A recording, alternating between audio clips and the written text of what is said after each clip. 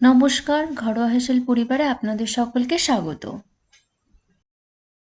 সামনেই নববর্ষ, আর নববর্ষের দিন বানিয়ে ফেলো ঘরে থাকা উপকরণ দিয়ে চিকেন বিরিয়ানি আর চিকেন চাপ। আমি যেভাবে বাড়িতে চিকেন বিরিয়ানি আর চিকেন চাপ বানিয়ে থাকি সেই রেসিপিটা তোমাদের সাথে শেয়ার করছি। বিরিয়ানি খেতে আমরা সবাই খুব ভালোবাসি, আর যদি বাড়ির ঘরোয়া বিরিয়ানি হয় তাহলে তো কথাই নেই।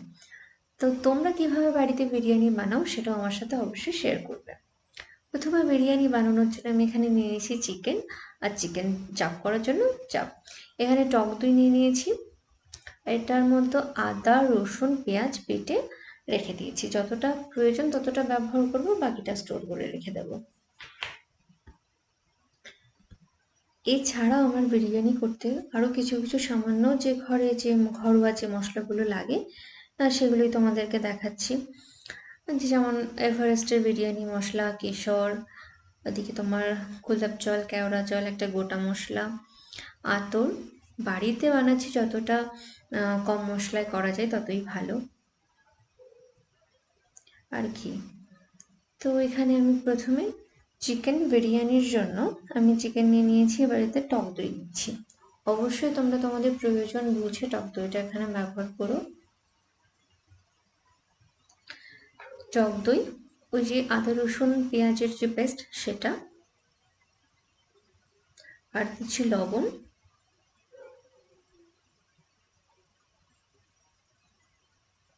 বিরিয়ানি মশলা। এখানে আমি এভারেস্টের বিরিয়ানি মশলা ব্যবহার করেছি। তোমরা চাইলে যে কোনো কোম্পানির বিরিয়ানি মশলা ব্যবহার করতে পারো, অথবা ঘরে বানিয়েও বিরিয়ানির মশলা ব্যবহার করতে পারো। এবার সব মশলা দিয়ে মাংসটা খুব ভালো করে মাখিয়ে নেব।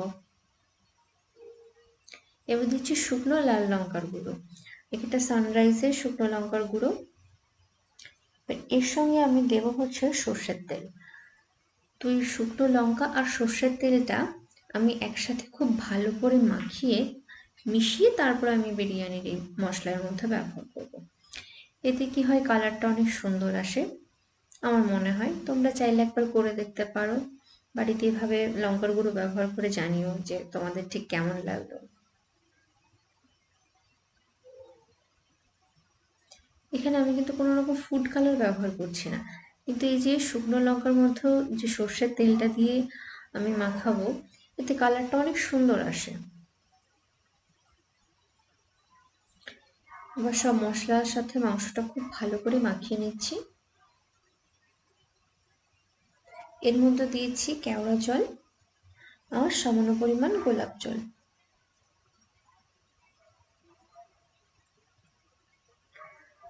আর সবগুলো খুব ভালো করে মাখিয়ে নেব। মাখিয়ে রেখে দেব। তো আমি এখানে ওভারনাইটও রাখতে পারো, 5-6 ঘন্টাও রাখতে পারো, তোমাদের হাতে যতটা টাইম থাকবে সেই বুঝে একটু রেখো। এবার চাপের মশলার জন্য নিয়েছি আবার সেই টক দই, একই মশলা, টক দই, আদা রসুন বাটা, লবণ, বিরিয়ানির মশলা। একটু গরম মশলা দিচ্ছি। আর চাপের ক্ষেত্রে আমি একটু বিট নুন ব্যবহার করব।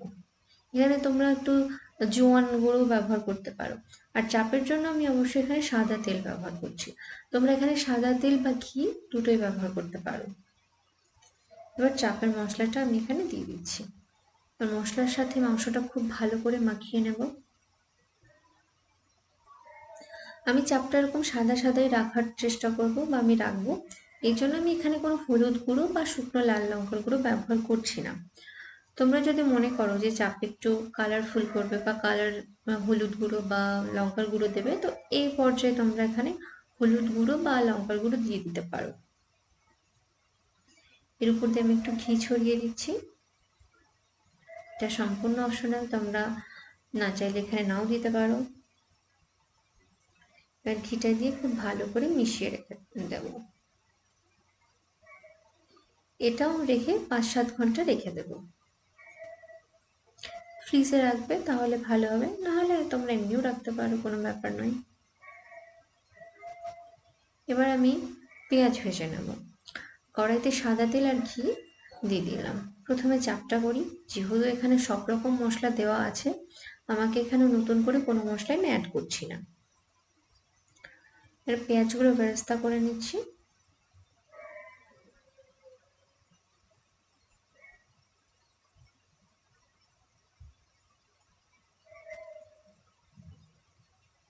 পেঁয়াজ ভাজা হয়ে গেছে।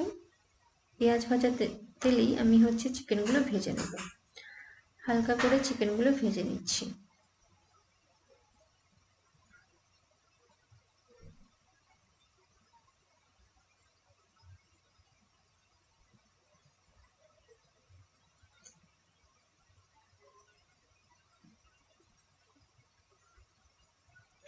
চিকেন থেকে বেশ খানিকটা জল বেরিয়ে এসেছে।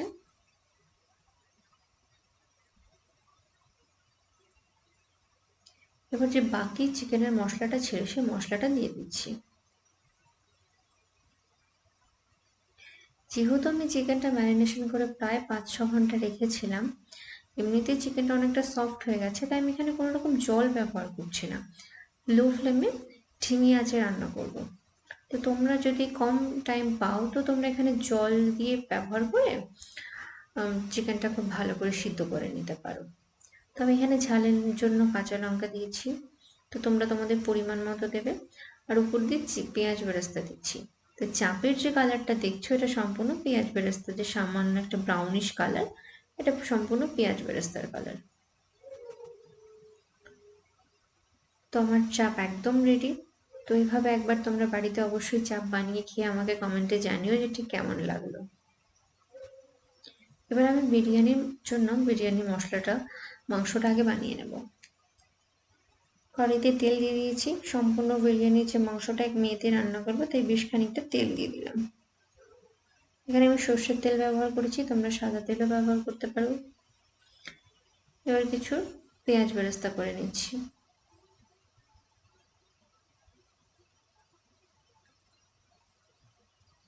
প্রথমেই বলেছি ঘরে থাকা সামান্য কিছু উপকরণ দিয়ে আজকের বিরিয়ানিটা বানাচ্ছি।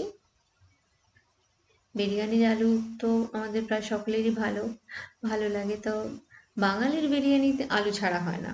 তো আলু এখানে নিয়ে নিয়েছি। এবার আলুগুলো লবণ হলুদ দিয়ে মেখে রেখেছিলাম, সেটা ভেজে নেব।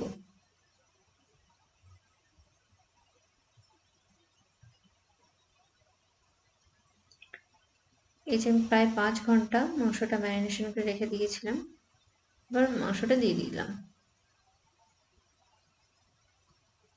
তোমাদের হাতে কম সময় থাকলে তোমরা কম টাইম ম্যারিনেশনে রাখবে, তবে এটা রেখে দিলে অনেকটা তাড়াতাড়ি হয়ে যায়, চিকেনটা সফট হয়ে যায়।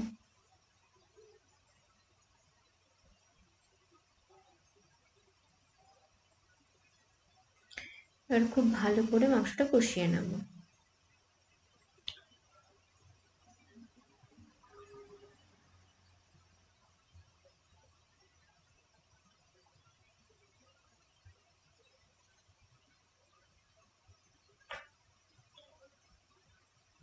যেহেতু এখানে আমার আর অন্য কোনো নতুন মশলা অ্যাড করব না, এবার মাংসটা জাস্ট আমার রান্না হলেই হয়ে গেল। তো এখানে আমার মাংসটা দেখো প্রায় অলমোস্ট রান্না হয়ে গেছে। এবার বিরিয়ানির রাইসটা বানানোর জন্য আমি জল গরমে বসিয়ে দিয়েছি। এদিকে চালটা ভিজিয়ে দিলাম। আমি এখানে প্রায় 2 কিলো চালের বিরিয়ানি করব। দিচ্ছি লবণ।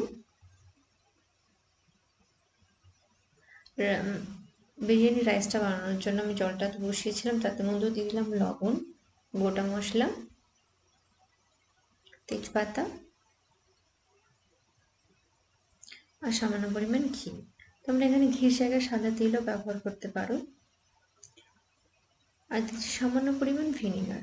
ভিনিগারটা সম্পূর্ণ অপশনাল, চাইলে নাও ব্যবহার করতে পারো।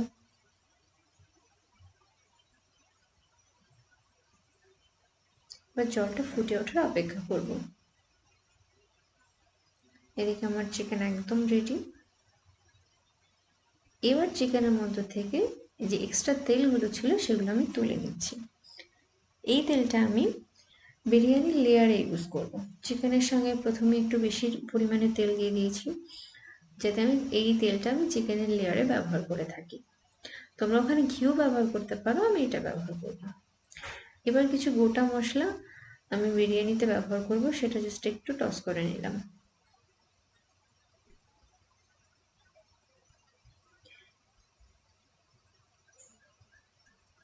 জল ফুটে উঠেছে। এবার আমি বিরিয়ানির রাইসটা বানিয়ে নেব।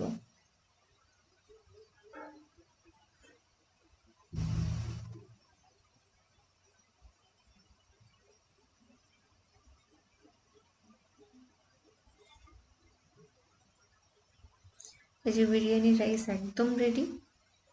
এবার আমি দিচ্ছি আমুল দুধ, গরম জল,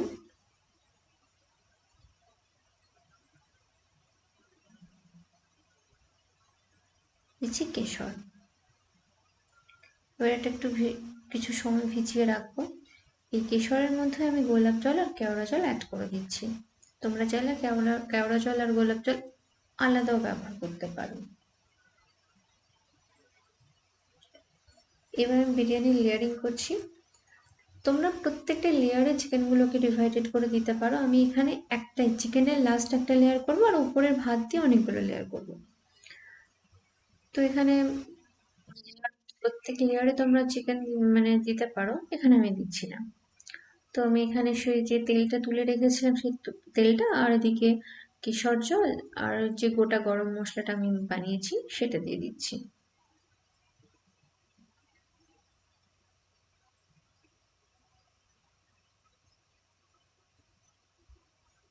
এইভাবে আমি 2-3টে লেয়ার বানিয়ে নেব।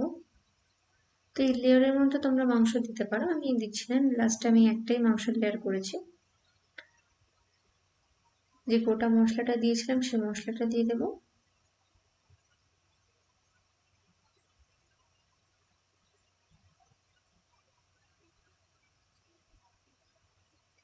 যে তেল রেখেছিলাম সেই তেলটা দিয়ে দিচ্ছি।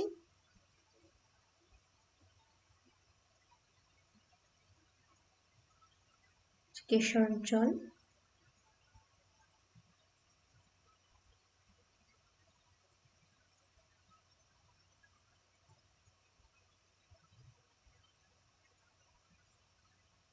সামান্য পরিমাণ লবণ আর আতর। যেহেতু বাড়িতে বানাবে, যার যেরকম আতর পছন্দ, আতরের স্মেল সেরকম পরিমাণ বুঝে আতরটা দিয়ে দিও। আর দিচ্ছি ঘি। তো তোমরা বাড়িতে কিভাবে বিরিয়ানি বানাও অবশ্যই আমার সাথে শেয়ার করো। আমি বিরিয়ানি এটা ফয়েল দিয়ে মুড়িয়ে দিয়েছি। এবার এটাকে পর্যাপ্ত পরিমাণ দম দেব। দম হয়ে গেছে। তো তোমরা দেখতেই পেলে কত সহজে একদম ঘরে থাকা সামান্য কিছু মশলা দিয়ে বাড়িতে বিরিয়ানি বানিয়ে নিলাম। তো সামনে নববর্ষ, তোমরাও বাড়িতে বানাও আর কমেন্টে জানাও। আমার বিরিয়ানি একদম রেডি। দেখতেই পাচ্ছ একটা রাইসও কিন্তু একটার সঙ্গে লেগেনি, কতটা ঝুরঝুরি হয়েছে। ভিডিওটি ভালো লাগলে লাইক, কমেন্ট, সাবস্ক্রাইব করবেন। পাশে থাকা বেল আইকনে ক্লিক করবেন। দেখা হচ্ছে নতুন কোনো ভিডিওতে। ভালো থাকবেন, সুস্থ থাকবেন। ধন্যবাদ।